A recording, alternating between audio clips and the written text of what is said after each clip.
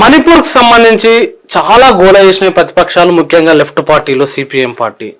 కానీ అదే బెంగాల్లో మహిళలపై ఒక దారుణమైన ఘటన జరిగినప్పుడు దాని మీద స్పందిస్తలేరు సరిగ్గా అనే కామెంట్లు మీ పార్టీ మీద వస్తున్నాయి.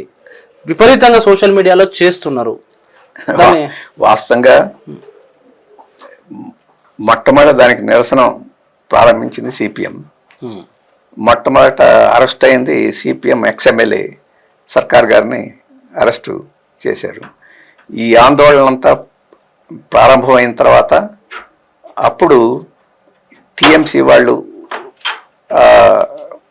ఆ షేక్ గారు వారి అనుయాయులు ఇన్వాల్వ్ అయ్యారని చెప్పేసి బయటకు వచ్చిన తర్వాత ఆ షేక్ గారి అనుయాయుడిని ఉత్తమ్ సర్కార్ అని అతన్ని అరెస్ట్ చేశారు. మా నాయకుడిని అరెస్ట్ చేసింది ఆందోళన చేశారని, వాళ్ళ నాయకుడిని ఒకరిని మామూలు సాధారణమైన కార్యకర్తని అరెస్ట్ ఎందుకు చేశారంటే షేక్ గారిని రక్షించేది. ఆ తర్వాత బీజేపీ వారికి జ్ఞానోదయం కలిగింది, వాళ్ళు మాట్లాడటం ప్రారంభించారు. ఇప్పుడు బీజేపీ ఏంటంటే ఈ సిపిఎం వాళ్ళు బీజేపీ వాళ్ళు కలిసి కుట్ర చేసి ఏదో చేస్తున్నారని చెప్పేసి దాన్ని డైవర్ట్ చేసేదానికి టీఎంసీ వాళ్ళు ప్రయత్నం చేస్తున్నారు. అందుకని బీజేపీ వారు వెళ్ళడానికి ప్రయత్నం చేశారు, వాళ్ళని అనుమతించలా. వాళ్ళు కోర్టు పర్మిషన్ తీసుకొని వాళ్ళ నాయకుడు వెళ్ళారు. బృందా కరత్ గారు వెళ్ళడానికి ప్రయత్నం చేసింది, అనుమతించలా. కోర్టుకి వెళ్ళిన అనుమతి లేదు. ఈ రకంగా ఆందోళన ఎవరు చేసినా సంతోషమే. దగ్గరికి వెళ్ళడానికి అనుమతి ఇవ్వకపోవడం ఎట్లా చూడాలండి భారతదేశంలో? ఎవరైనా ప్రాంతీయ పార్టీల పరిస్థితి కూడా అదే. ప్రాంతీయ పార్టీలు తమకు అన్యాయం జరుగుతుంటే అప్పుడప్పుడు ఆందోళనలోకి వస్తాయి. తామే అధికారంలో ఉన్న చోట ఈ నిరంకుశ పోకడల్ని వాళ్ళు కూడా ప్రదర్శిస్తుంటారు. ఇక్కడ చంద్రశేఖరరావు అధికారంలో ఉన్నప్పుడు చేశాడు, ఇప్పుడు జగన్ అధికారంలో అదే చేశాడు. అటువంటి పత్రలో ఈ ప్రాంతీయ ఇప్పుడు తృణమూల్ కాంగ్రెస్ అంతకన్నా ఎక్కువగా నిరంకుశంగా అక్కడ సిపిఎం మీద ఆందోళన చేసే వాళ్ళ మీద చాలా ఉంది. ఇప్పుడు ఈ సందేశ్ కళ్ళీలో కూడా మహిళలు మీద జరిగిన అన్యాయాలు, అక్రమాలు వాటన్నిటి మీద నిరసిస్తూ ఉంటే వాటి మీద కూడా అటువంటిది ప్రయోగం చేసుకుంటుంది.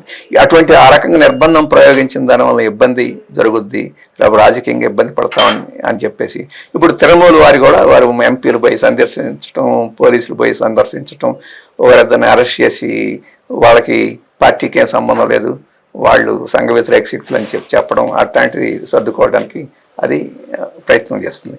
ఎవరేం ప్రయత్నం చేసినా అక్కడ మొదట నిరసన, మొదటి ప్రొటెస్టు, మొదటి సమీకరణ అక్కడ సిపిఎంఏ చేసింది. దీన్ని ఎవరు కాదనగలిగిన పరిస్థితి లేదు.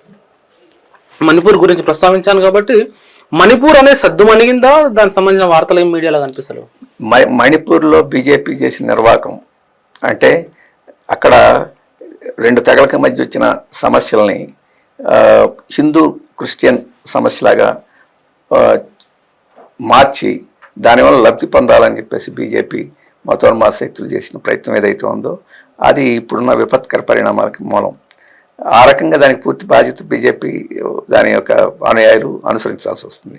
ఒకసారి అట్లాంటిది సంఘర్షణ ప్రారంభం అయిన తర్వాత పాత వాసనలన్నీ మళ్ళీ దీంట్లోకి చేరుతాయి. ఇంతకుముందు ఈశాన్య ప్రాంతాల్లో అనేక అంశాల మీద ఇట్లాంటి మిలిటెంట్లు, తిరుగుబాట్లు ఇట్లాంటి జరిగిన పరిస్థితి చూస్తున్నాం.